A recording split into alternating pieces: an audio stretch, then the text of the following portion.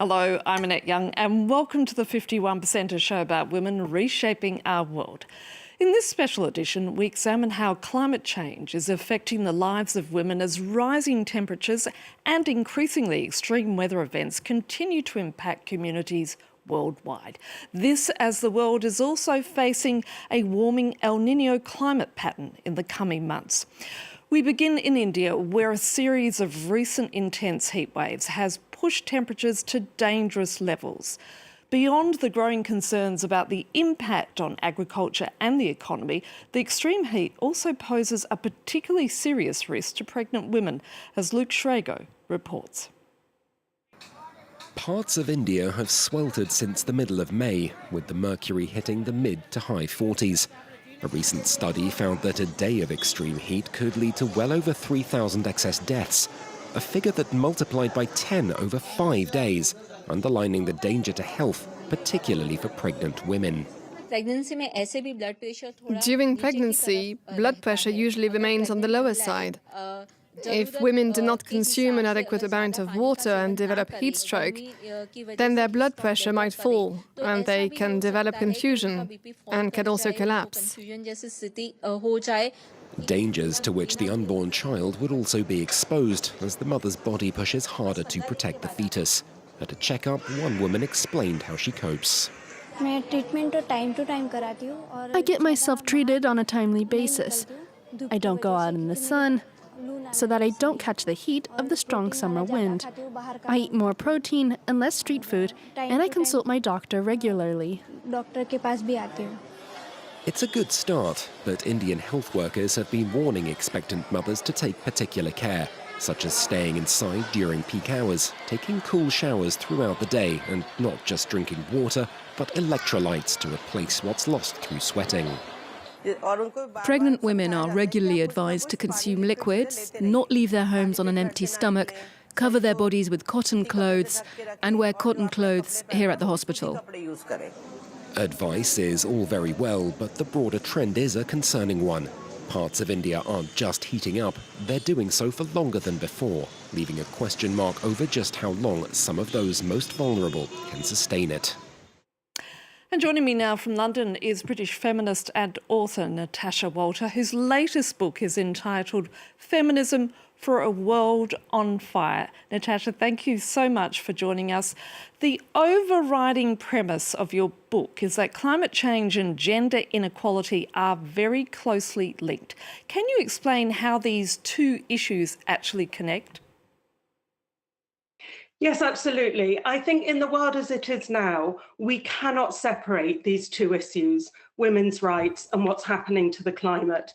And we can see that across the world. I mean, statistics tell us over and over again that at times of climate breakdown, women suffer more than men. So women tend to die more than men in climate disasters. When there's struggles over increasingly scarce resources, women will struggle more than men. You know, if there's shortages of food, women and girls tend to go hungry more than men and boys. But even more than that, you know, some extraordinary evidence is now emerging that male violence actually rises when heat rises. So, for instance, in the aftermath of Hurricane Katrina in the United States, intimate partner violence rose substantially, and also in the aftermath of wildfires in Australia. So there are many ways in which women are really struggling as we approach climate breakdown. And as you pointed out there, this is happening at a critical juncture in world history with the rise of autocratic leadership, a rollback of women's rights and the emergence of AI, which of course is consolidating power into the hands of an exceedingly small group of tech leaders. Yes, it almost feels as though we're in a perfect storm at the moment for women's rights, doesn't it? I think all women are aware of this. You know, we're facing the threats that women have been facing for generations, whether that's economic inequality, male violence, the devaluation of the work that's associated with women, the caring work. And then, as you say, we have these new threats approaching on the horizon, the rise of authoritarianism, the rise of conflicts across the world, which increasingly target civilians, women and children, and the terrible rise of online misogyny, spearheaded by these tech platforms that seem, you know, they seem completely immune to any kind of regulation. And you argue that mainstream feminism has failed to pay enough attention to the fact that environmental crises often hit women the hardest. Why do you think that's the case? Yes, I mean, I'm not here trying to sort of lay the blame on feminists, but I think it is really true that if we look at the kind of feminism that's come through into the mainstream, you know, there have been these amazing waves of protests, of movements for women's rights that have achieved great things. But often what we see in the mainstream is a focus on, you know, that sort of individualism, that kind of feminism that's all about individual empowerment, individual aspiration, you go girl, you get ahead, you lean in.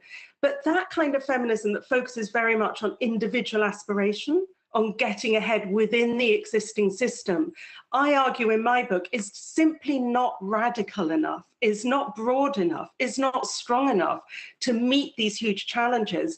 Our feminism can't just be about achieving success in the existing system when the existing system is itself so destructive and unequal. We have to really rebuild that vision of feminism now, which is about recreating the system, creating a much, much more equal system. So when I talk about how feminism and the climate emergency are linked, it's important to recognize it isn't just linked in terms of the problems we're facing, but feminism and environmentalism are linked in terms of the solutions that we have to look for now. We have to be building a world in which we care more for one another, create more equal systems for people, but also care for the planet. So we need a feminism now that centers ecofeminism. Natasha, let's just pause there, because for millions of women, heat waves are not just about rising temperatures. It also puts them at risk of harassment in public as they wear lighter clothes such as shorts or sleeveless dresses and tops. In France, 8 out of 10 women say they experience it, with one French tracking app recording 30% surge during heat waves. Camille Knight has the story. In the heat wave, women have been reaching for lighter clothing. But with that comes an unwanted side effect: harassment from men. I had an argument with a guy yesterday who called me a slut because I wouldn't respond to him. I've been wearing shorts, so yesterday loads of men stopped us just because I was wearing shorts. As soon as they see shoulders or a bit of skin. Women have been taking to social media to call out this behaviour. Si vous voyez une femme dans la rue en short court, en débardeur, sans soutien-gorge, c'est pas qu'elle vous fait un appel. C'est pas pour vous qu'elle se met comme ça. Non, non, c'est juste parce qu'elle a chaud. These two women from Lyon say they sometimes feel forced to compromise and give up the freedom to dress as they please. I think maybe I won't wear something that short because I'll get looks and remarks. Sometimes you change your route depending on the area. Places where you felt uncomfortable before. During heat waves, reports of sexual harassment spike. One tracking app recorded a 30% rise in incidents this May. A man on a bike pulled up next to me at a pedestrian crossing and put his hand on my thigh. I'm in a skirt. Even in normal temperatures, 8 in 10 women say they've experienced sexual harassment in the street. And it doesn't have to involve insults to be considered a criminal offence. Street harassment covers everything: persistent staring, catcalling, so-called compliments, following someone, threatening or intimidating behaviour, indecent exposure, groping, rubbing up against someone. Feminist groups are urging women to film their harassers and report them to police. Street harassment carries a fine of up to €1,500. And watching that report with me is Natasha Walter, a British author whose latest book is entitled Feminism for a World on Fire. Natasha, yet another sign of the insidious nature of how violence towards women emerges in so many different ways.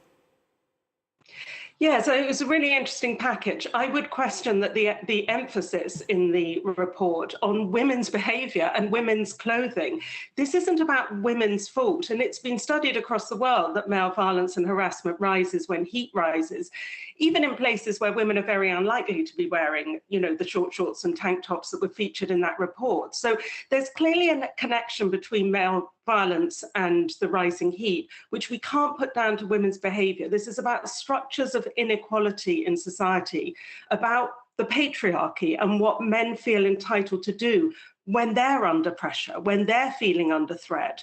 Who do they take it out on? And it reminds us that, if we're to create a society that is safe for all women, in this time of rising threats, of multiplying threats across the world, we really have to be looking for systemic change. Given what we've been talking about, Natasha, have you lost hope? I haven't lost hope. I mean, at times, obviously, I lose hope. We all lose hope at times, given that, these are years of increasing peril and increasing threat. But we have to hold on to, if not hope, then faith and determination. And what gives me faith at the moment is the way that more and more women, I believe, and men too, are making these connections now. More and more women recognize their shared experiences under patriarchy. More and more women would describe themselves as feminists now than in previous generations. More and more young women are moving to the left in terms of the policies that they want to see their governments enact. And just this week, the World Inequality Lab published a really interesting report about how we can move to a more sustainable future. And central to that was a feminist vision, although they didn't call it that. They talked about combating economic inequalities and revaluing caring work. So I think there is a shift going on at the same time as we see all these threats coming up against us over the horizon.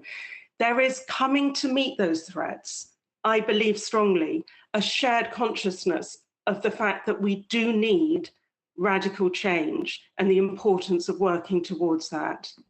Natasha Walter, we're going to have to leave it there. Thank you so much. Thank you so much. And that's it for this edition. So until our next show, bye for now.